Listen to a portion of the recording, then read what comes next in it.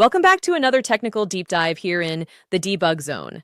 Today we're tackling a big question and breaking it down with insights from other users. Hopefully this clears up some misconceptions and helps you get the answer you need. So buckle up, stay a little curious, and let's jump right in.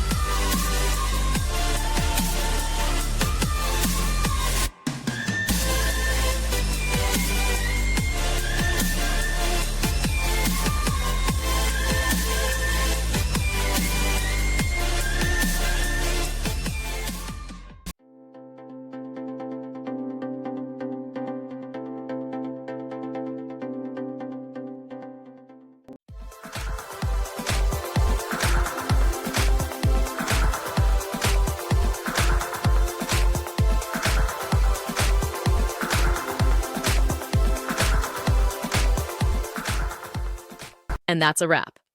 I hope you found the answer you were looking for. If you did, take a second to hit that subscribe button. It really helps out. And let me know in the comments which solution worked best for you. See you next time in the debug zone.